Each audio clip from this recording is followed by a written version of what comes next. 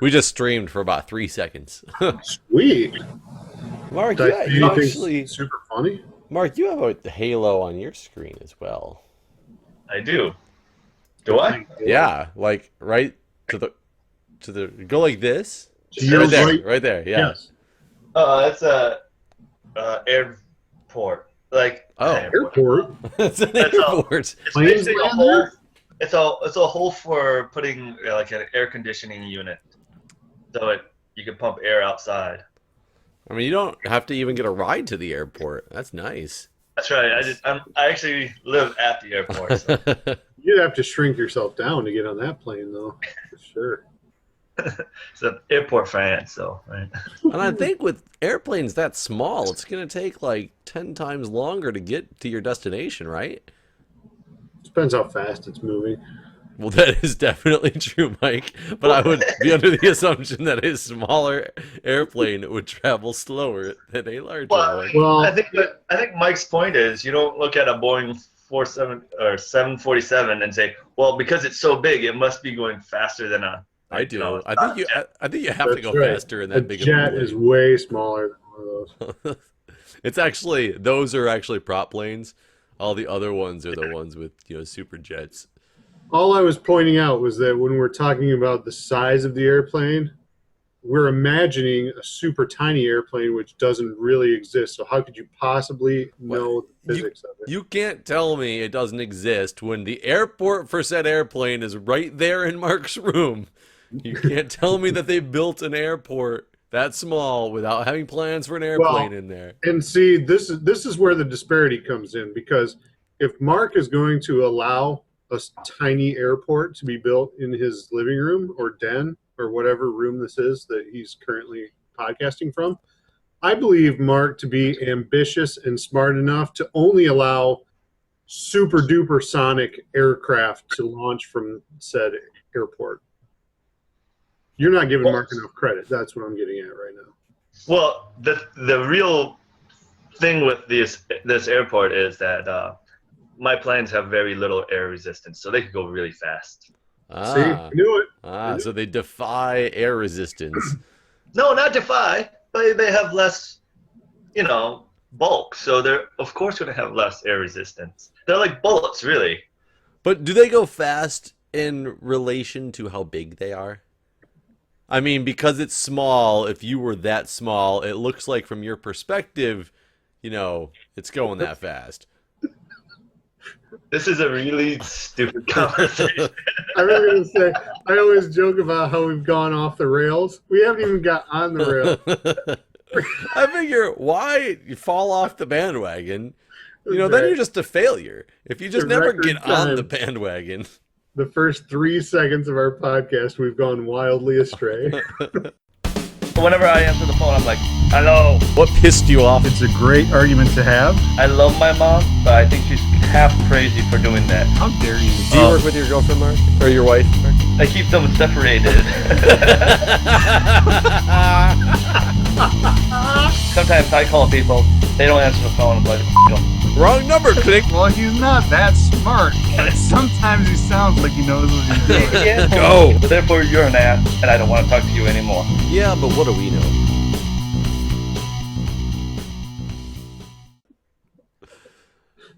What's been going on with you guys? I feel like I haven't talked to you in a long time, even though I don't think it's been that long. I was in Seattle for a while. Yeah, how'd that go? Good. They have nice weather. I mean, as in cold and rainy. And cold and rainy, sure. Which is ironic because it was so dry before that. They have all those storms or the fires raging. We were like the first time it's rained in months. Happened to be the weekend I was there. Well, at least to put out the fires for you. I mean, they knew I was coming. I got to do my job even when I'm not at my job. Sure. Did you meet up friends there, or? Yeah. Okay. Was it Matt? I did meet Matt when I was over there. I did hang out with him a little bit. Yeah. For the listeners, this is a friend of all of ours from high school. How's he? All right. Yeah. Not that the listeners probably care. But... Yeah. I assume he graduated? Yeah. Okay. All right, good times. Good times. So I just kind of... Sorry, Mark, were you going to go with something? Oh no, go ahead, Mike. I was just gonna say I kind of had a crappy experience not all that long ago that I can sort of share. This is frustrating. I don't think it'll be as frustrating to everyone else maybe as it was for me.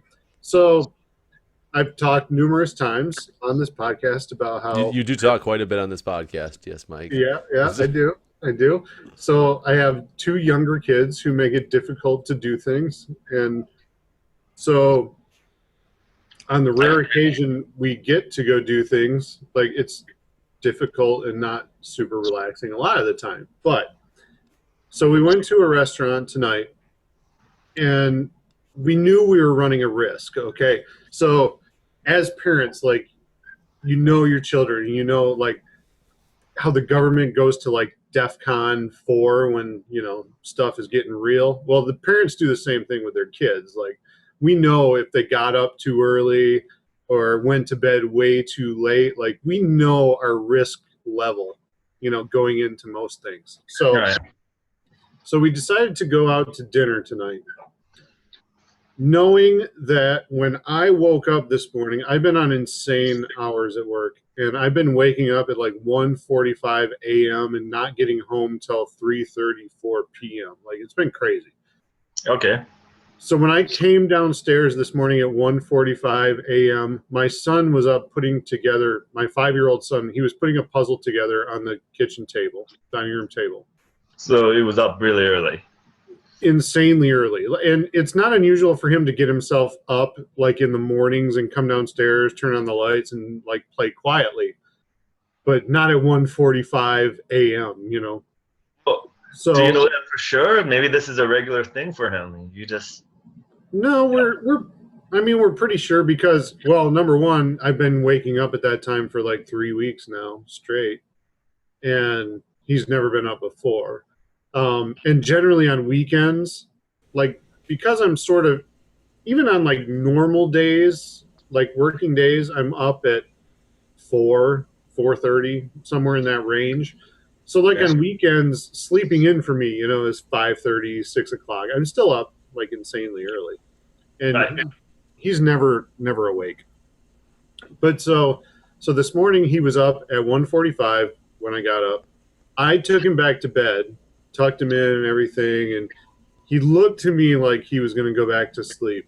Well, my wife told me later in the day that he woke her up at 4 a.m. He was back downstairs putting his puzzle together, and she doesn't think he went to sleep again after that. So it's entirely possible he was awake like all night. So what you're saying is he's smart enough to trick you already, to the point where he's like, "Oh, Daddy doesn't want me up. You're right, Daddy. I should be asleep." Daddy walks out the door. He's like, "Puzzle time." Well, and maybe that's the case. But the point of my story was it's totally my luck too. So we go out to dinner, and Jacob, for being as tired as we know he is, he was okay at dinner for the most part. He sort of hung in there while we were waiting for food, even though this is a fairly nice restaurant. It does a fairly good business, and it's not like you go in there and you're served food within 15 minutes, because they just do such a business that it takes a little longer than that. So we're waiting, and he's okay. My youngest daughter is okay. Then the food comes out. My oldest daughter's, she got like cheese ravioli or something, or triple cheese ravioli. I can't remember. It was some ravioli dish. The pasta was not cooked. It was like rock hard. I got these nachos, and it's actually like an appetizer, but what they do is they make homemade potato chips, which are awesome, and they build them like nachos. So they're hot. Like the homemade potato chips are like out of the deep fryer, but they cover them with lettuce and tomato and jalapeno and cheese. And wait, it's nachos with potato chips? Yeah, homemade potato chips, fresh out of the deep fryer. They're really, really good. Trust me when I tell you. But I got them prepared like a meal. So I got like steak on them. It's a healthy meal. Oh yeah, they're awesome. That is what defines a meal, Mark. The second you get steak on something, like it is now a meal. Well, no, What do you all want I'm for your saying appetizer? is- I want some mozzarella sticks. Throw a steak on there, please. It's gonna be my meal. well, they're on the appetizer meal, but if you add like $6 or something, you can get steak slices on it. So I was like, oh yeah, let's do that for sure. Just a That's cup of all. soup for my appetizer with a big steak on top. So I suspect what happened was that they thought my dish was just an appetizer, so they made it, and it sat around forever. I don't know what the deal was with my daughter's raw pasta. Like that seems like something you should learn how to cook your first day of culinary school. But point being, they comped my nachos because the steak was ice, like the whole thing was ice cold. And so they comped those, and even with comping those, and I got like two kids meals, which are cheap or whatever. And not kids meals, but you know what I mean? Like they discount kids entrees or whatever. My daughter got a normal priced entree. My wife, So why didn't the kids get the steak nachos?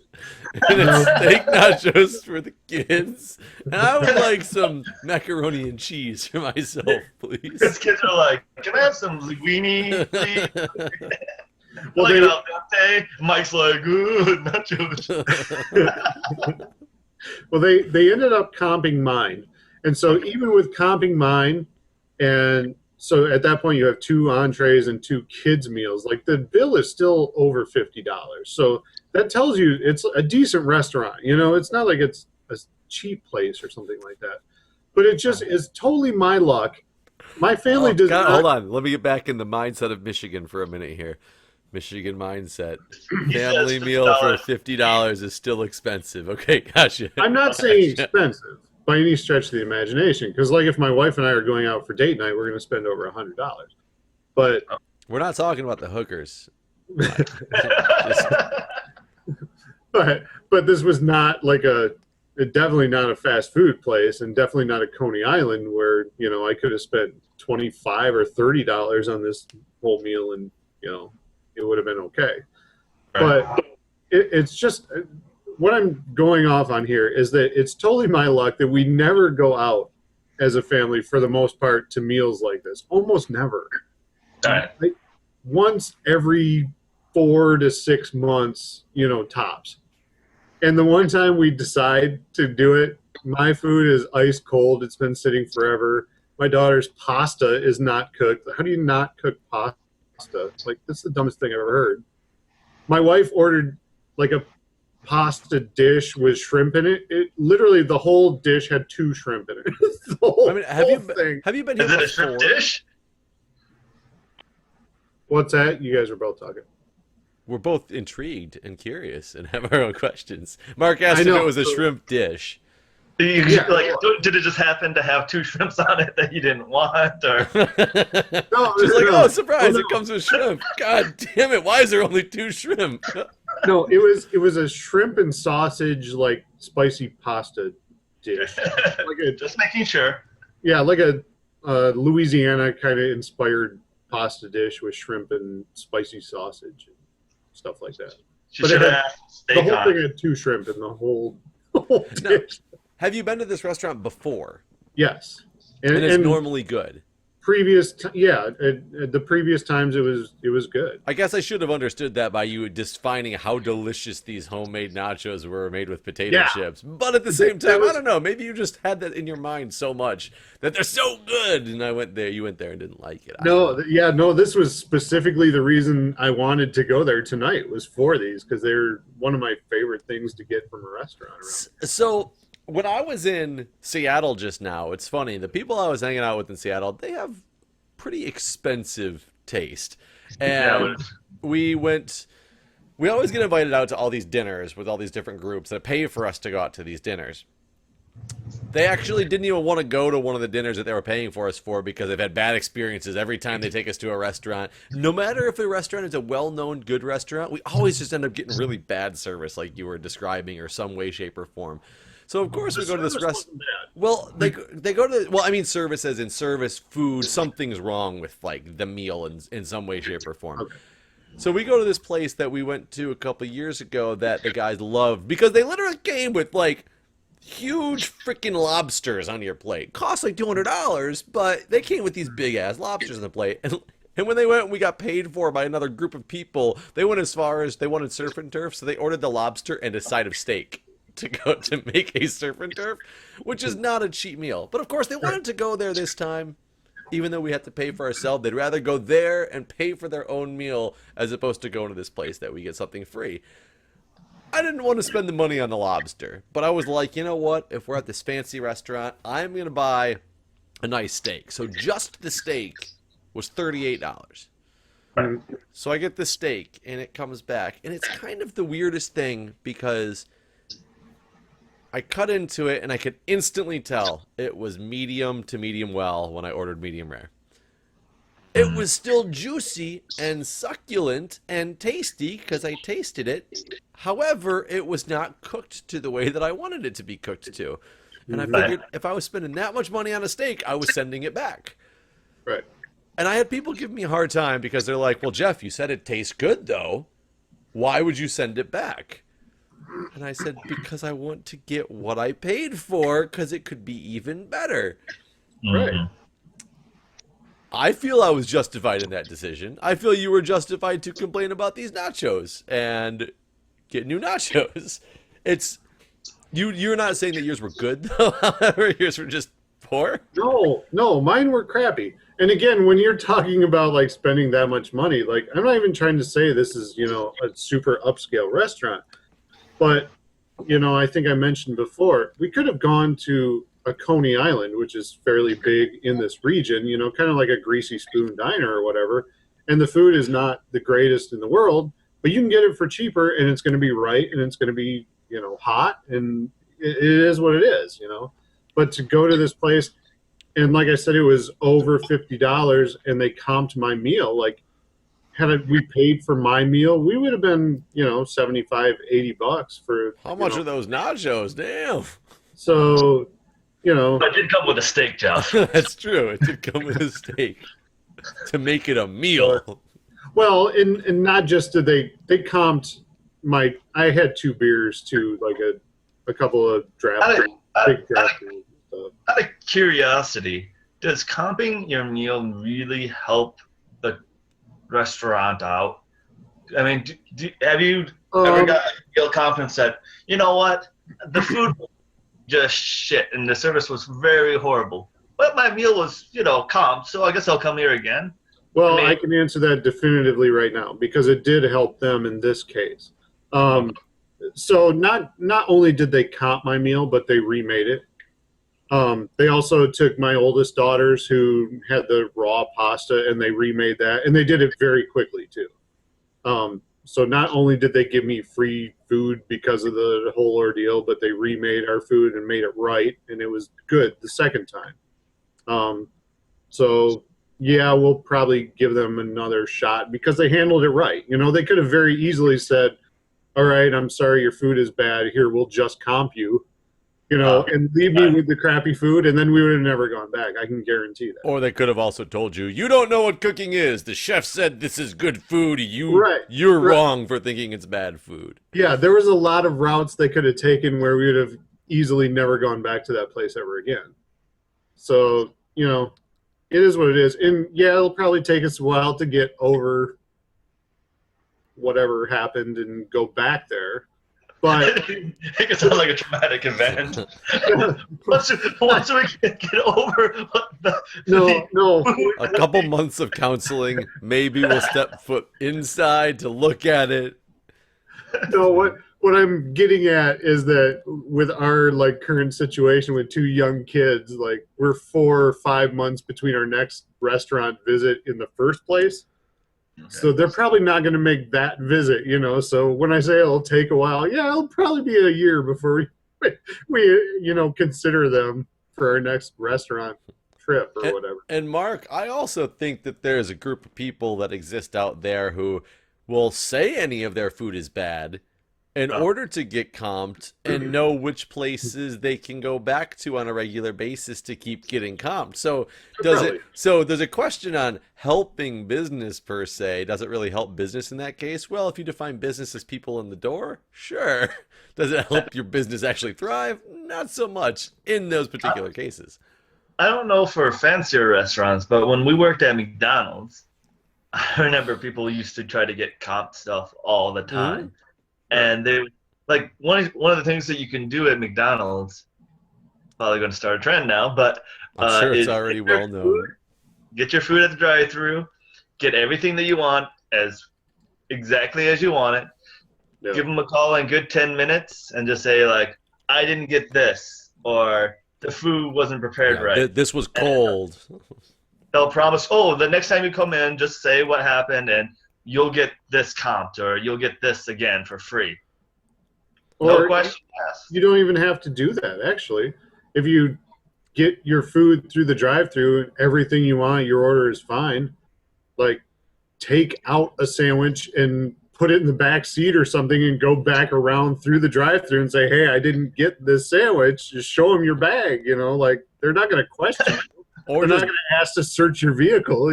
Or just before you go, call and be like, I was there last week and Right. this was Yeah, wrong. exactly. I'm going to come get it now. Yeah, they don't care. I'll tell you, normally, I worked there for so long. I heard so many people try to, like, legit complaints about people getting food.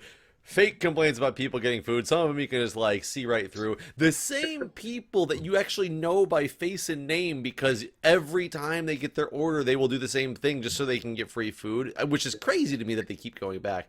I'll tell you, only one time did I get really upset about somebody trying to pull a fast one, quote unquote. And I don't even know to this day. Maybe they weren't. Maybe there was something we were missing in there. But at 3 o'clock in the morning, somebody came through and ordered 3 20-piece chicken nuggets and 6 large fries. Okay. We don't have anything prepared at 3 o'clock in the morning. It's all as like you prepare it, you're there. You prepare it as it's there. So we had to make 60 chicken nuggets and 5 or 6 large fries, whatever it was, and give it to these people. They went home and tried to call back and say we gave them old nuggets that have been sitting there all day, and they demanded a refund. And I was like, are you serious? Like, I am the one who personally just cooked all this stuff for you. I can guarantee to you not a single piece of this was old. It was all brand new out of the fryer. And it actually went for like, my boss came out to me the next day because in McDonald's terms, that was an expensive order. It was like, they wanted like a $36 refund.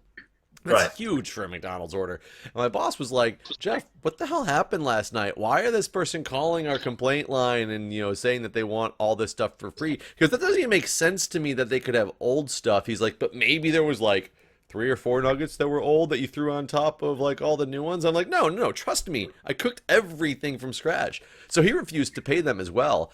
It made it up to our this guy kept persisting and got up through our franchise owner. And a week later, the franchise owner came in and gave him his money back. And I was like, this is the only time I'm even upset about this. And I shouldn't be. I shouldn't care at all. But I felt like it was looking bad on me. Like I did something wrong when I know definitively I did nothing wrong. Yeah. So you get some huge meals comped at McDonald's. Yes. God, it was I just keep complaining long enough. Yeah, I was going to say, if you're persistent, yeah, I suppose so. Yeah, it's oh my God, Mike, you were laughing when I was talking about people coming back like over and over again. I think I'm waiting for you to have a story. Like you looked like you wanted to say something.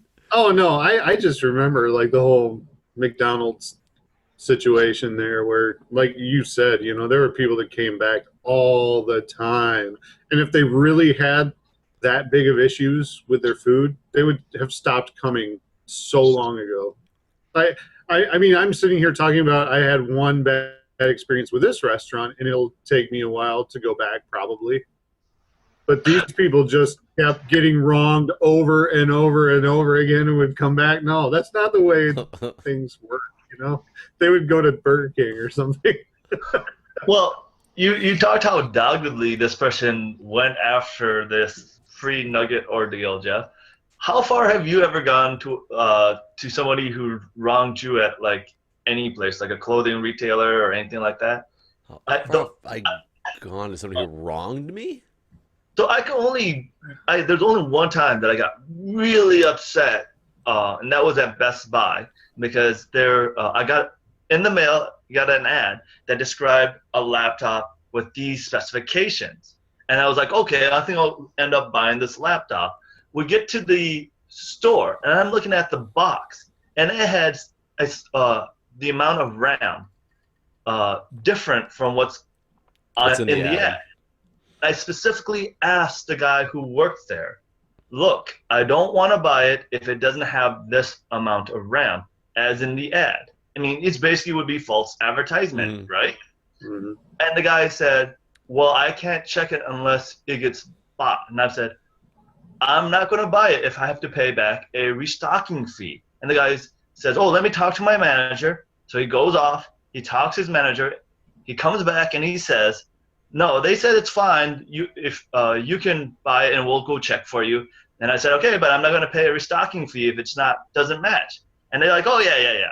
So I buy it, and I don't know exactly what the hell process they're doing because instead of like opening up the back and just see how much RAM's in there, they're like, oh, we have to install the operating system. And I'm there at Best Buy for over an hour just waiting for them to install the operating system. And it turns out, no, it doesn't have the amount of RAM specified in the ad. And I was like, well, then give me back my money. And they're like, no, you have to pay a 15% restocking fee. I got pissed. I was like bringing in like every single person that I talked to, and I was yelling and I was making a huge scene. And obviously because I was being really ripped off.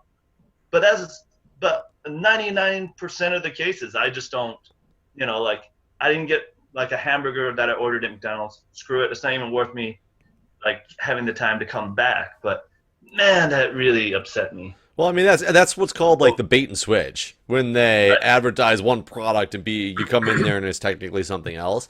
And I have a very big problem against deceptive business practices like that in general. So I would not hesitate to give people a hard time about something like that. Granted, it's kind of funny though because it's I know it's not in those cases it's not that employee that's on the floor. He didn't make the ad. He didn't, make the sale. He's just there. But at the same time he's your only intermediary that you have Right. between between like what's happening. Well, do you guys remember my issue?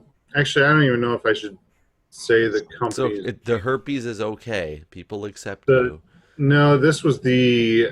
No, we're not going to talk about that on the air. you. It was the major cable provider that I had an issue with. Do you guys remember that? I do, story? yes. Yes. Right. I think we talked about that on the show before, didn't we? Have we? I think so.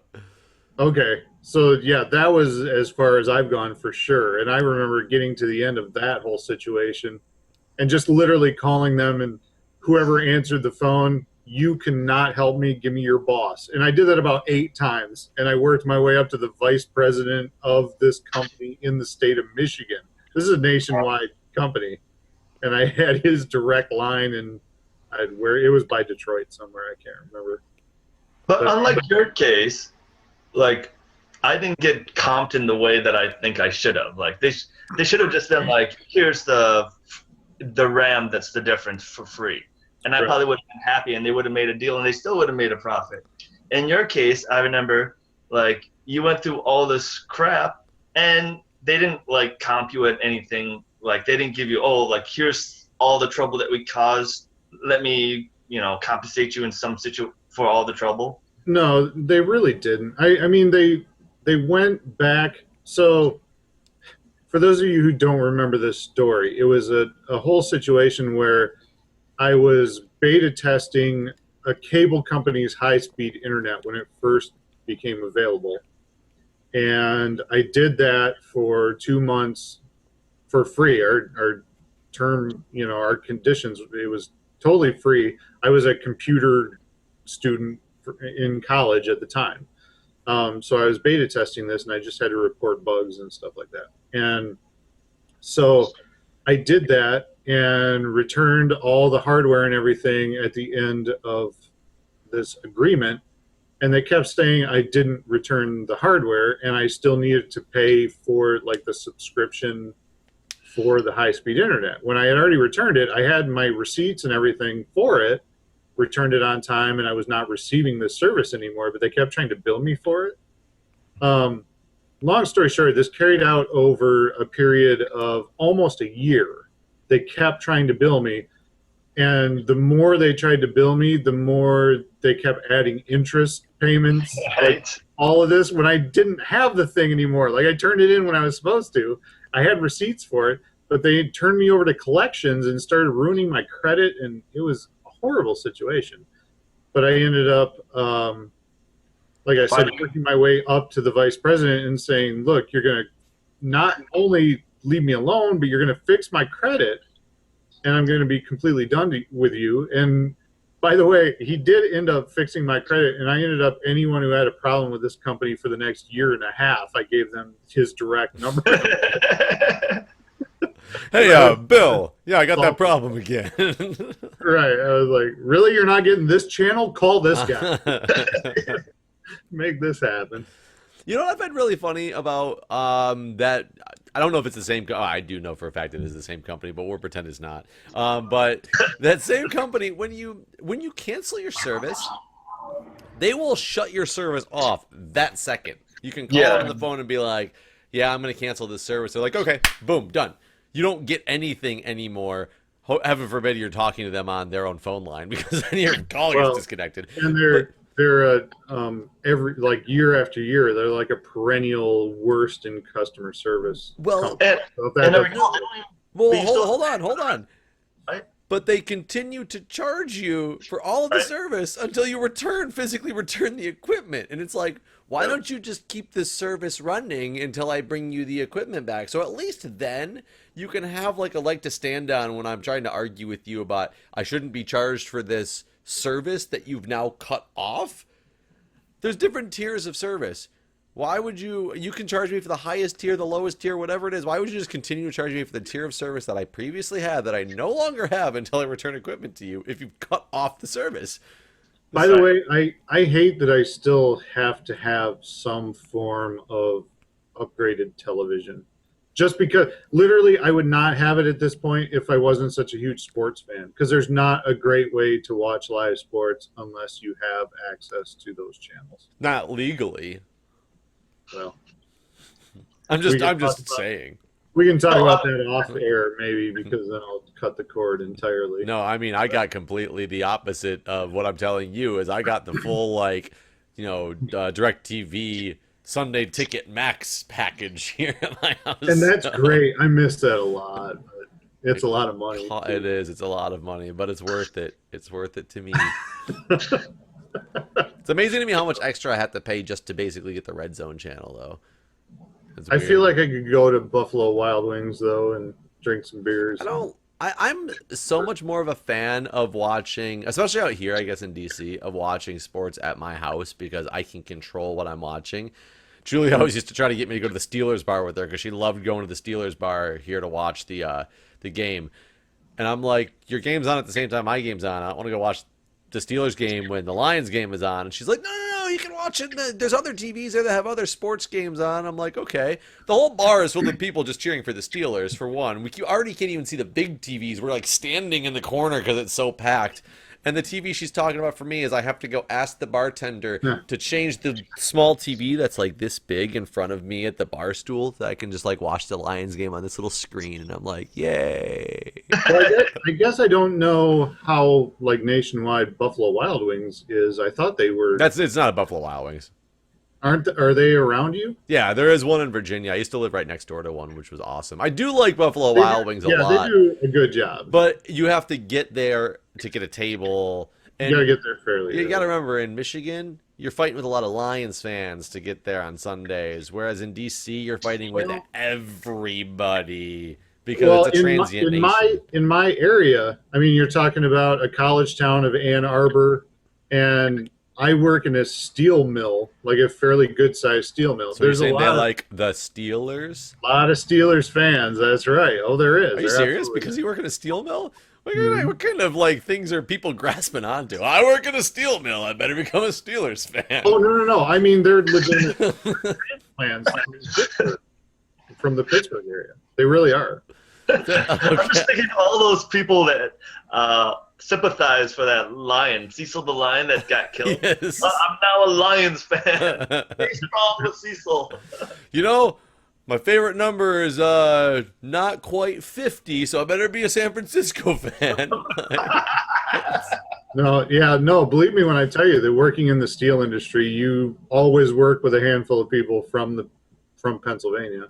I guess I would not have anticipated that. I mean, I understand that, Pittsburgh and Pennsylvania is huge for steel, but I thought there was Michigan was as well. And it's sort of the same as GM, like how GM sort of moved out of Flint, Michigan. Oh, so you're Mexican. It's same thing with like the Pittsburgh area. Like the steel industry moved out and they just spread out. So anywhere there's a steel mill, there's someone from Pennsylvania there. There's got to be a lot of Lions fans in Mexico then. Well, maybe. Yeah, Isn't that where GM moved a lot of their the stuff to? Yeah, I think Ford moved a lot of their stuff to Mexico when they started shipping out. Oh yeah. Crazy. Good times, guys. Good times. All right, guys. Yeah, you guys got to listen to an hour of me griping. Hope you enjoyed it. Always nice. All right, guys. We'll see you next week. Yeah, take it easy.